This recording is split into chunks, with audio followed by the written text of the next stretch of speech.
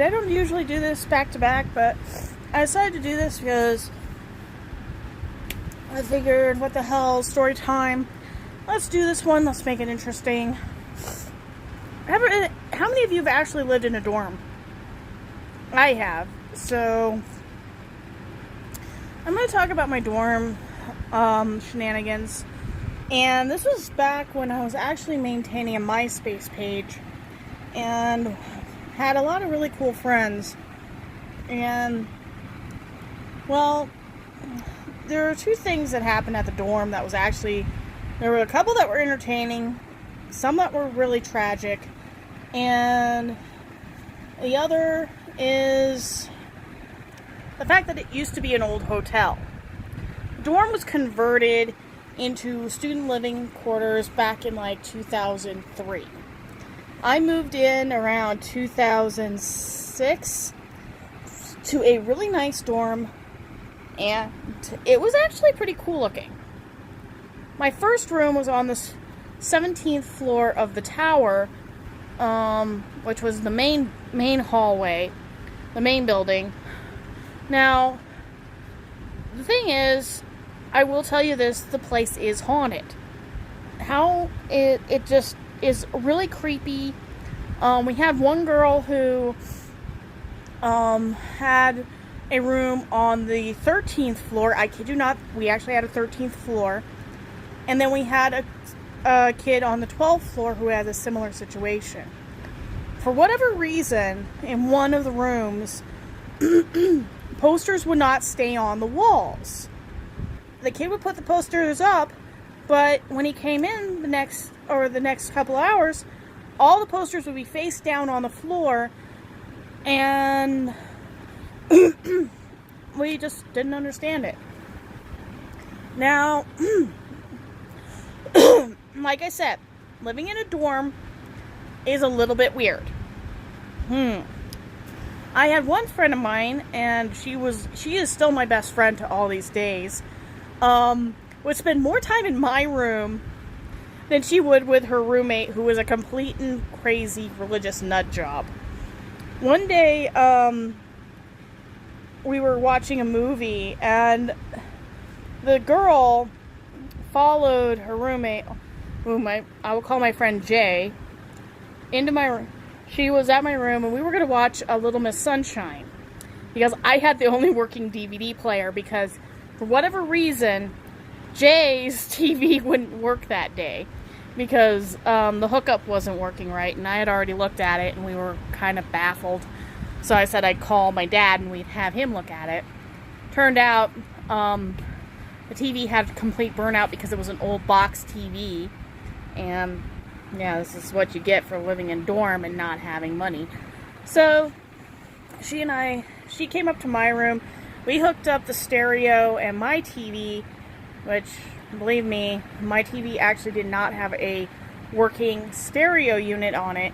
We actually had to retrofit an old stereo, my old my old CD player, to get it to work. So we were sitting there watching on a really old television, an old monitor TV, Little Miss Sunshine, while her roommate, who is a complete and utter nut job, is going, "What are you watching?" "None of your business." "Why?" No, we're busy. See you later, B." Shut the door slowly. "You're watching anime, aren't you? You're watching Satan's cartoons." Oh my God, girl, go. And I mean, literally, Jay's roommate was so convinced that anime was satanic. I mean, this is a girl who probably thinks Bugs Bunny is the greatest thing since sliced bread. And the animation is terrible. At least in my opinion. Or she thinks that, one night I actually made the mistake of borrowing my friend's copy of Wizards and was watching it, and she called it pornography. Right. I sort of just shoved the girl away. hopefully I never have to see her again. Unfortunately, she got married and is still a complete and utter whack job. That is one of the dorm stories I remember that are freaking hilarious. Then I moved from the tower to a place called North Hall. North Hall is what we would call the 4-story build on to the tower. Now, you had to cross the gym in order to get there.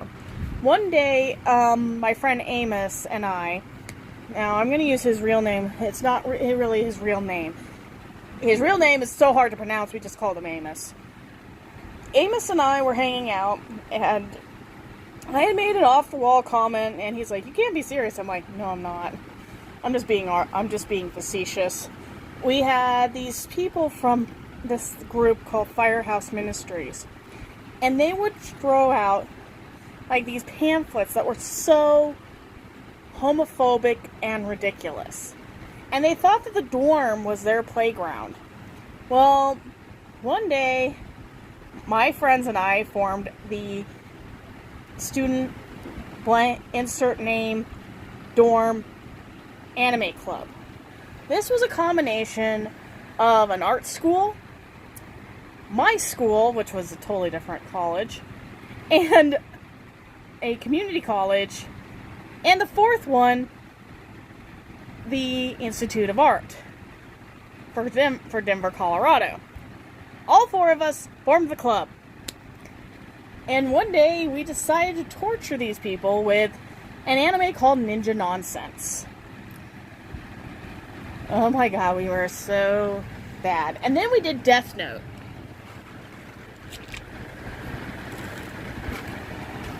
We did a party called the Apple Party. And honestly, they didn't know I was playing the live action Death Note, because I had procured copies of it before it became legal in the States. So my copies were from my friends in China. So we kind of had to tell people, this is unofficial, so don't take it for what it's worth.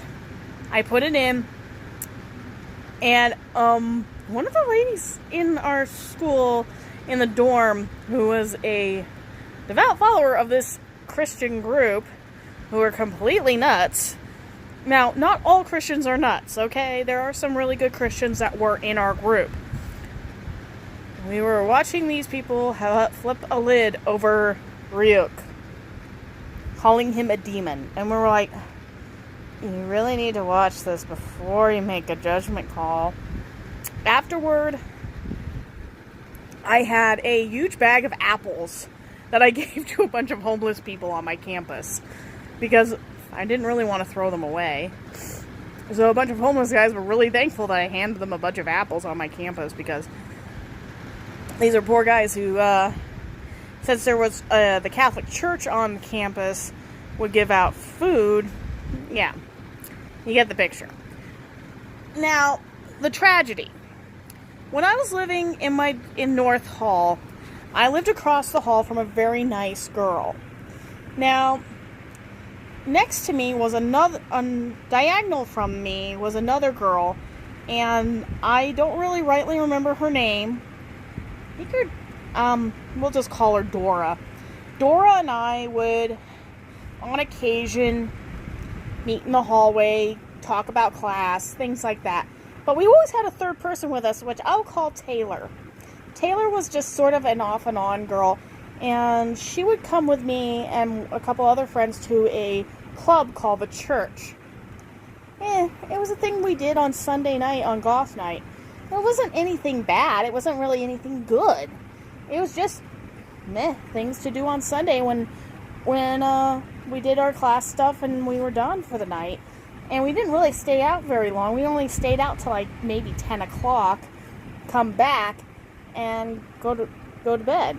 The next day, well, on that particular weekend, we had not seen Taylor at all.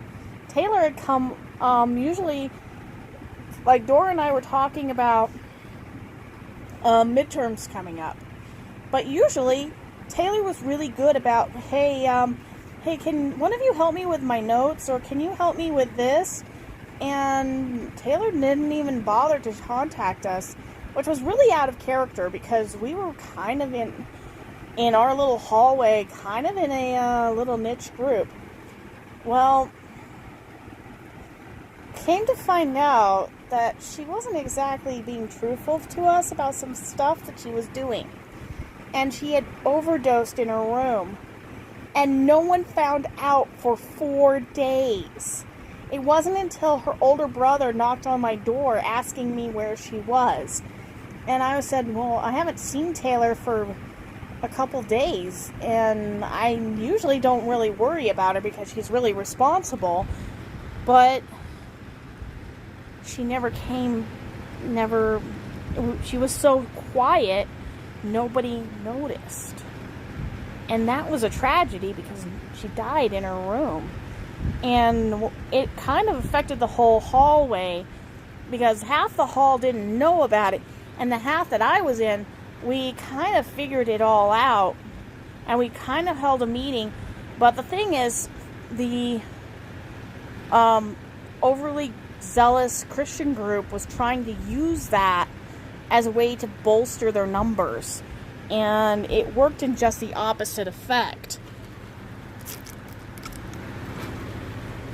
Because Taylor's parents were Episcopalian. So I understood what they were going through because I was raised Episcopalian. So I was sitting there, and of course the minister from this overly crazy group is trying to call it that Satan destroyed this girl's life, and anyone who isn't in our group, which was totally a baloney piece of bullshit that I had ever heard. Excuse my language, because it was.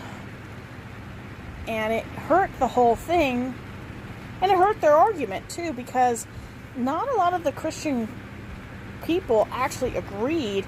They actually, on my hall, as I came out of my room very, very often because I had friends over, I was asked questions, and I said, how can I know if somebody is there or dying if they never make a sound in the first place? I mean, Taylor never made a noise or made much sound at all. I didn't even think she was home sometimes. So, yeah. Paper walls, yes. But after that, we were a little more aware of things in our dorm. And then my friend Amos went back to South Korea, and all hell broke loose on his floor, which was the second floor. I was on the third floor, he was on the second. And that night, the night he left, he had left some BB guns. Like, if I ever run into this kid in a hallway, I would love to take one BB gun and shoot his little butt after what he did to my friends. He flooded the dorm. He took aim at one of the sprinkler heads and shot it, triggering an entire deluge.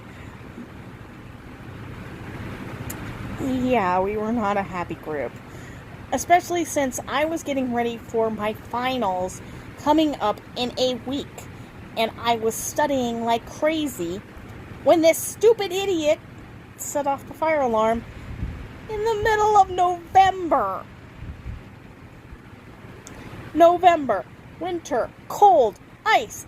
I'm in my freaking pajamas running down the hallway, getting outside and freezing my ass off, my freaking butt off, with a bunch of people going, we're gonna kill somebody, you know. We managed to find him, and honestly, the dorm had to protect him because we wanted to chase him. Yeah, they wouldn't let us chase them. Dang it. But the one thing that hurt the most is because of what happened to my friends. One of my friend's finals was totally destroyed, and it had been a final she had been working on for a final art project that she had been working on since day one of a final project. Another girl whose room was completely had water coming in, her art project had to be moved into my room, and she had to sleep on my floor in a sleeping bag after I cleaned up a mess that my anxiety caused. And then she actually roomed with me for about a week and a half until they got the entire floor cleared out and everything was fixed. So now you know dorm life can suck. But if you ever go on YouTube and you want to see what happened, look up Regency Student Housing Flood, and that is where I lived for 2 years. Yeah, that is where I lived. That is what happened. Yes, you may talk about it, and yes, it was a disaster. I don't blame the dorm for what happened. Honestly, the people that ran it were actually really decent people. The only thing I'm going to tell you is, yes, there is one other thing about that dorm. The overly religious group was called Firehouse Ministries. They are no longer in that name. And the guy who ran it was crazy to say that my friend Taylor committed suicide. She never committed suicide. She overdosed on drugs, and it was never really addressed what happened properly. To this day, I will tell you, she did not take her life. I know Taylor would have wanted me to say this, but she never would have taken her life.